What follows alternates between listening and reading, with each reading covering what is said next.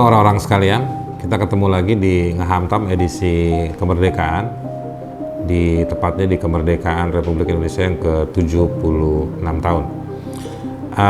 Anda mungkin sudah merasa terbiasa tiap tahun ada seperti ini, tapi mungkin ada sejumlah orang yang menganggap ini penting, baik itu penting karena mereka jadi panitia acara 17-an, baik juga penting karena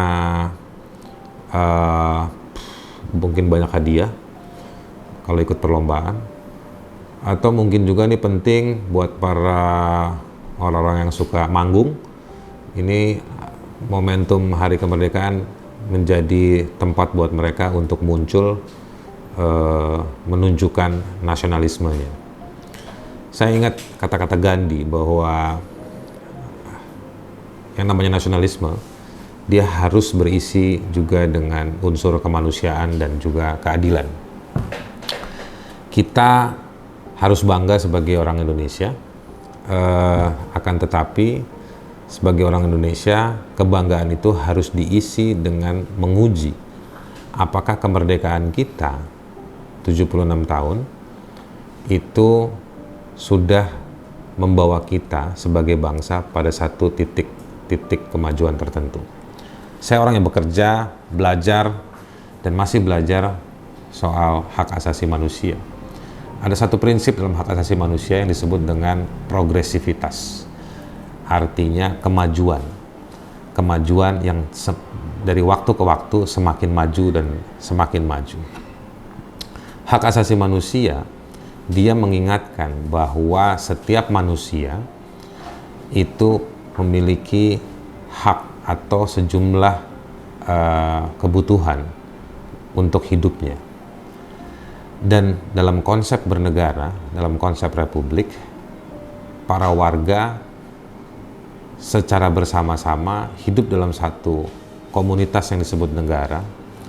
Mereka mungkin tidak pernah tekan kontrak salaman satu sama lain untuk bersepakat, tetapi janji tersebut itu sudah imajinatif. Artinya secara imajiner, orang Aceh, orang Kalimantan, orang Sulawesi, dan orang di mana-mana itu hidup bersama-sama dalam konsep negara. Dengan asumsi negara dibentuk untuk memfasilitasi, membantu. Jadi waktu negara dimerdekakan pada 17 Agustus 1945, itu sebagai bukan dalam rangka untuk menolak Belanda, tetapi menolak perilaku penjajah. Belanda maupun Jepang atau siapapun menolak perilaku penjajah yang tidak memanusiakan orang-orang yang ada di Indonesia. Hari ini kemudian disebut sebagai Indonesia. Nah, jadi kita menolak perilaku kekerasan, penghisapan, eksploitasi, perbudakan, bahkan kekerasan terhadap perempuan yang dipraktekkan oleh para penjajah di waktu itu. Karena kita menganggap bahwa kita adalah manusia dan kita bisa mengatur diri kita. Makanya ketika kita bilang kita bisa mengatur diri kita bikin negara dalam rangka memfasilitasi warga supaya lebih baik dari hari ke hari. Hari ini kita melihat banyak masalah. Kita masih melihat banyak orang yang menderita. Kalau nggak percaya, Anda cek aja video-video saya di edisi Knalpot. Ada orang yang mati di tengah proses hukum, ada macam-macam, ada yang ditipu, ada yang tidak bisa mengakses hak-haknya. Itu semua adalah cerita-cerita warga yang mereka kehilangan haknya, dan mereka ketika mencari penyelesaian atau pengembalian haknya, mereka juga mengalami kesulitan. Kita dulu berjuang, kita tuh sebagai bangsa ya, zaman dulu tuh orang-orang, para pendiri bangsa ini, dulu ketika mereka berproses dan melawan, mereka itu membela hak hidup mereka. Mereka tidak mau diperbudak, mereka tidak mau disiksa, mereka melawan peradilan-peradilan oleh para penjajah yang sepihak, ya kan? Proses-proses itu dulu ketika ada surat-surat kabar yang dibredel oleh penguasa atau penjajah pada waktu itu. Jadi sebetulnya perjuangan kemerdekaan itu adalah perjuangan hak asasi manusia. Jadi dia bukan dalam rangka sekedar untuk punya negara Indonesia. Berdaulat itu dalam rangka diisi ya. Tujuan berdaulat itu diisi dengan berbagai perjuangan melawan berbagai pelanggaran hak asasi manusia. Dan itu adalah proses yang harus dihadapi dan harus dijalani. Mungkin dan satu lagi yang saya ingin sampaikan, ini dari Soekarno bahkan. Soekarno pernah berucap kepada orang-orang yang ada di sekitarnya waktu itu ya, bukan kepada saya belum lahir waktu itu, bahwa setelah dia merdeka, dia bilang bahwa perjuanganku jauh lebih mudah, tapi perjuangan buat generasi yang ke depan pasca dia jauh lebih susah karena harus melawan bangsanya sendiri. Jadi sejak waktu itu pun Soekarno yang cerdas itu sudah bisa menerawang lebih jauh. Dan juga mungkin karena dia suka baca, dia melihat berbagai cerita berbagai negara bahwa penghisapan, pelanggaran hak asasi manusia dan diskriminasi itu juga terjadi di dalam lingkup negara itu sendiri. Dan itulah yang terjadi hari ini. Yang juga bukan hanya hari ini, tetapi juga punya rentetan panjang. Untuk itu, saya ingin mengingatkan satu teori, itu namanya teori konstitusionalisme. Saya mengenalnya dari almarhum Profesor Sutandio Wignasubroto, yang mengatakan bahwa konstitusi itu isinya tentang hak asasi manusia. Hari ini kita punya punya konstitusi yang menjamin hak asasi manusia. Maka kita sebagai warga, jika negara tidak memfasilitasi hak kita, maka kita punya kewajiban untuk bersolidaritas membantu semua warga yang mengalami pelanggaran hak asasi atau hak konstitusi untuk dipulihkan.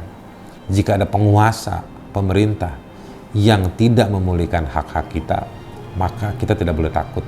Kita harus membangun proses kita sendiri. Jangan males, jangan manja, kita harus menciptakan proses kita sendiri supaya kemerdekaan atau hari-hari kemerdekaan ke depan tetap diisi atau tetap menuju pada kemerdekaan individu. Buat apa bangsa merdeka kalau rakyatnya tidak merdeka, hak-haknya tidak terpenuhi? Saya pikir itulah makna kemerdekaan yang dicatatkan oleh Gandhi maupun oleh Soekarno. Nasionalisme hari ini, ketika kita harus berteriak merah putih, ketika kita harus bilang bahwa kita NKRI, maka di dalam NKRI, di dalam Republik ini ada sistem, ada penguasa, ada aturan main. Maka penguasa harus ditanya perannya. Perannya tersebut harus sesuai dengan aturan main. Aturan main tersebut yang digunakan oleh sistem. Kita bukan orang yang bahagia ketika penguasa dan sistem ini justru memuliakan orang-orang yang pernah dihukum, orang-orang yang pernah mencuri.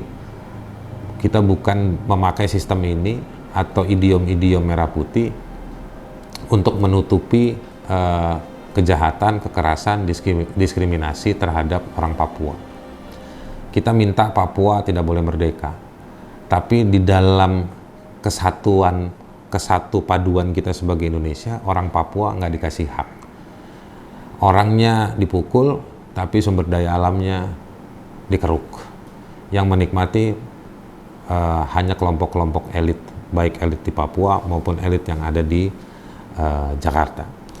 Jadi, bicara soal kemerdekaan bukan sekedar panjat pinang, apalagi panjat pinang digital sekarang gara-gara pandemi, ya kan? Jadi bicara kemerdekaan bukan sekedar soal bagaimana menghiasi rumah kita dengan merah putih.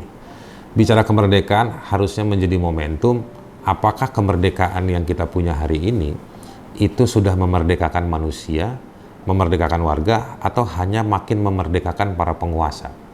Jangan-jangan kemerdekaan kita hari ini hanya kemerdekaan bagi para penguasa. Buktinya, pejabat ngomong bebas, tapi kalau warga bikin gambar, dia pasti ditangkap. Kita akan ketemu di hari kemerdekaan tahun depan, mudah-mudahan tahun ini yang ke-76,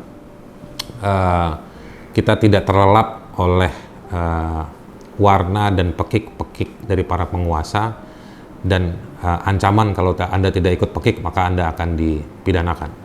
Kita harus berani sebagaimana para pejuang dulu ketika melawan penindasan dan penjajahan juga berani. Merdeka!